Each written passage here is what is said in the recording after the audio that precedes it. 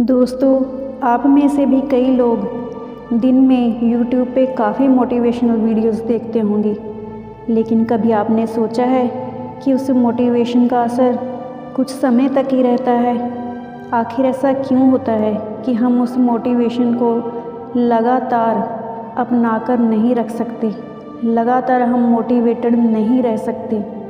ऐसा ही कई और लोगों के साथ भी होता है जो सत्संग में जाते हैं, काफ़ी प्रवचन भी सुनते हैं, लेकिन उन्हें अपनी ज़िंदगी में अप्लाई नहीं कर पाते, उन्हें अपनी ज़िंदगी में अमल में नहीं ला पाते। तो क्यों होता है ऐसा, जानते हैं बुद्ध की इस कहानी से। महात्मा बुद्ध एक गांव में ठहरे हुए थे। वे प्रतिदिन शाम को वहां पर सत्संग किया करते थे। भक्तों की बहुत भीड़ रहती थी, क्योंकि उनकी प्रवचनों से जीवन को सही दिशा का बोध प्राप्त होता था। बुद्ध की वाणी में गजब का जादू था।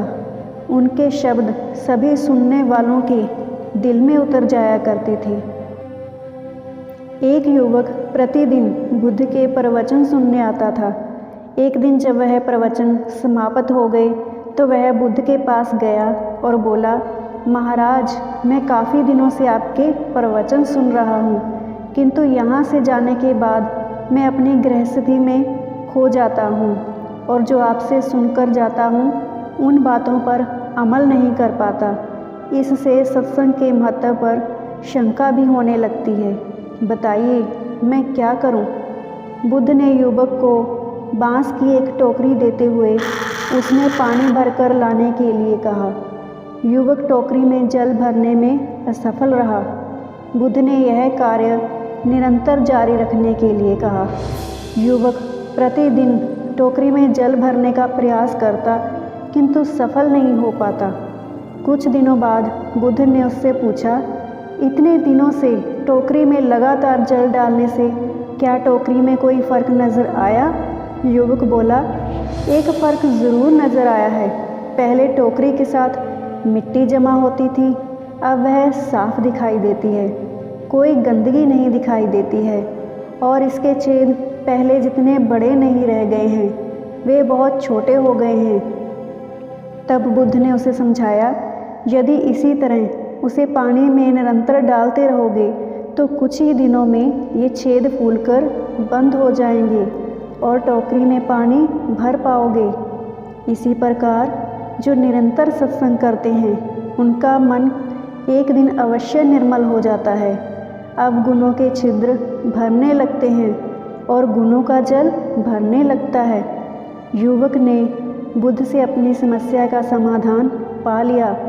निरंतर सत्संग से दुर्जन भी सज्जन हो जाते हैं, क्योंकि महापुरुषों की पवित्र वाणी उनके मानसिक विकारों को दूर कर उनमें सद्विचारों का आलोक प्रसारित कर देती है।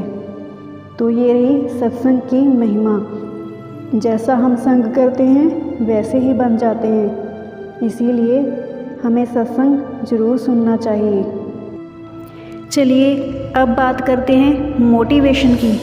जैसे हम अपने शरीर को स्वस्थ रखने के लिए दिन में 2 या 3 बार भोजन करते हैं, ऐसे ही हमें अपने मन के स्वास्थ्य पर भी ध्यान देना चाहिए। अगर हमने अपने मन को स्वस्थ रखना है तो इसे रोज़ मोटिवेट करना होगा, रोज़ इसे मोटिवेट करने की आदत डालनी होगी। ऐसा नहीं कि एक आधी मोटिवेशनल वीडियो देखी और ये सालों साल मोटिवेट रहेगा।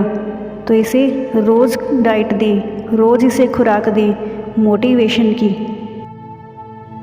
आपको ये वीडियो कैसा लगा कमेंट सेक्शन में ज़रूर बताएं और मेरे चैनल को सब्सक्राइब ज़रूर करें। Thanks for watching.